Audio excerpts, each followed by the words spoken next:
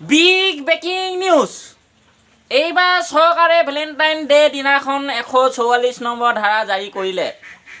এই ধাৰাত দুডোখৰ ঠাই ধাৰ্য কৰি দিছে আপোনালোকক কিজ খাবলৈ। এটা হ'ল গাল আৰু এখন হ'ল কপাল। আপোনালোকে ওঠত কিজ খাব নোৱাৰিব। যদি এই কিজ খাই আপোনালোকক 144 নম্বৰ ধাৰা জাৰি কৰি দিয়া হ'ব। যি কি নহওক, এইবাৰ আমি আহিছোঁ বাল্য বিবাহক লৈ। আজি এগৰাকী বিশেষ অতিথি আমাৰ মাজত উপস্থিত হৈছেহি। আমি সেই মানুহগৰাকী আমি দুটামান কথা সুধিম তেওঁ প্ৰেম বিবাহক লৈ। এয়া হৈ গ'ল।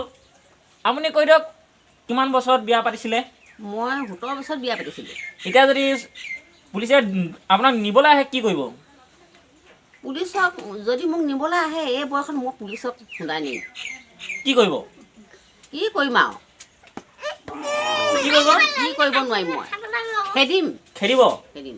অঁ, যি কি নহওক ৰাইজ, মিছা ক'লে কি ডাল হ'ব? এইকেইদিন মই আমাৰ জাতিলাজোপাৰ তলত পলাই আছোঁ। মামাতকৈ ভাগিন ডাঙৰ।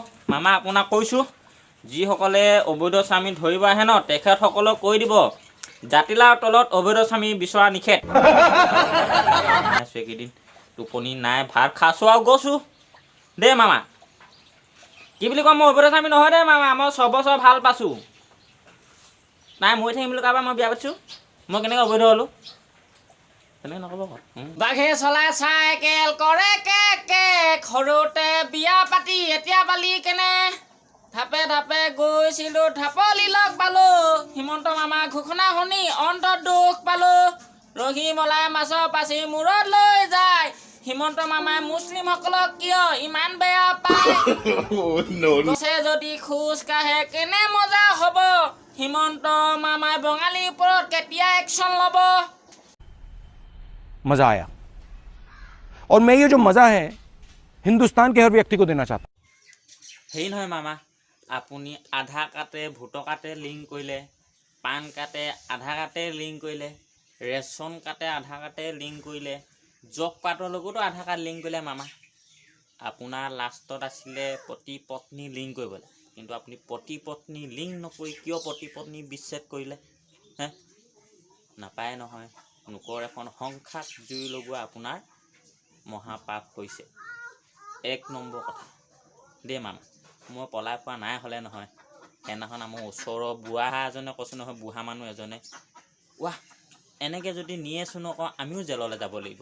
সেই মানুহজনৰ আকৌ বয়স নাই, কমেও 65 বছৰমান হ'ল। তেওঁ পুত্ৰ আজি 40 বছৰ হৈ গ'ল দেই মামা। ৱাহ, সেই বুঢ়াজনে যদি জেললৈ যাবলগীয়া হয়, মইনো কোন কোটাহে? মইতো যাবই লাগিব। সেইটো কাৰণে মই এইকেইদিন জাতিলাৰ তলত সোমাই আছোঁ আকৌ। জাতিলাৰ তলত সোমাই থকা বিৰাট কষ্ট আকৌ দেই মামা। একদম মহে কামুৰিছে মোক। অঁ, যদি মোক কিবা হয় চাব আকৌ। অঁ, হা টেং কোনে কোন টেং কোনে কোন টেং কোনে কোন। অঁ, পূজা আহিলে, মামা ভাষণ শুনিলে, কপালত উঠে মোৰ গৰম। এইবাৰ ঐ পূজাতে মামা এখনে কিনো কৰিব অসম।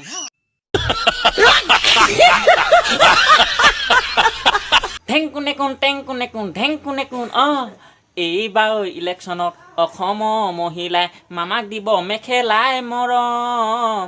অ' মামা তেতিয়া তুমি কি কৰিবা অসমৰ ৰাইজক? অঁ, ঢেং কোনে কোন টেং কোনে কোন ঢেং কোনে কোন। অঁ, ঢেং কোনে কোন টেং কোনে কোন ঢেং কোনে কোন। অঁ, ৱাহৰি অ' ৰাম।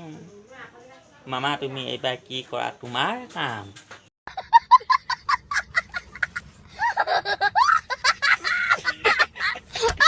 বাল্য বিবাহটো বন্ধ হ'ব লাগে, তেনে বুলি নোৱাৰো। যিসকলে বিয়া পাতি ল'ৰা ছোৱালী হৈ আছে সেইবিলাকক নি কি লাভ আছে, হয় নাই? চৰকাৰখন আৰু কেনেকুৱা আৰু। যদি প্ৰেম থাকিলে বিয়া হ'বই। 18 বছৰ তলৰ ছোৱালীবিলাক যদি 21-22 বছৰ তলৰ ল'ৰা ছোৱালীবিলাকক প্ৰেম যদি বন্ধ কৰি দিয়ে, যদি সিহঁতক প্ৰেম কৰিবলৈ নিদিয়ে, যদি প্ৰেম কৰোঁতে পুলিচে ধৰে, ক'ৰ পৰানো বাল্য বিবাহখন হ'ব? প্ৰেম নকৰিলে মানে কোনোবাই বিয়া পাতিব নেকি?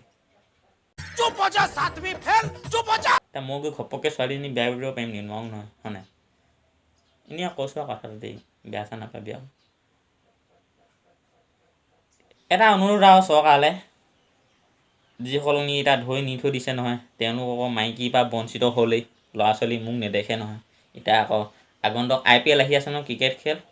সেইসকলৰ IPL চাবৰ কাৰণে টিভি এটা কিনি দিব আৰু एहे रहा नहीं जाता तड़प ही ऐसी है ना नहीं IPLটো চাই সিহঁতে ফূৰ্তি কৰি থাকিব ন তেনেকৈ হ'লেও ঘৰলৈ মনত পৰাটো অকণমান কমটি হ'ব IPLটো চবেই চাই ভাল পায় মাইকীৰ লগত কাজিয়া লাগি হ'লেও IPL চাবলৈ যায় কিছুমানে হয়তো তাতো থাকিব পাৰে সেইকাৰণে টিভি এটা কিনি দিব এনেকৈ ৱাল টিভি এটা চবেই চাই থাকিব IPLখন চাব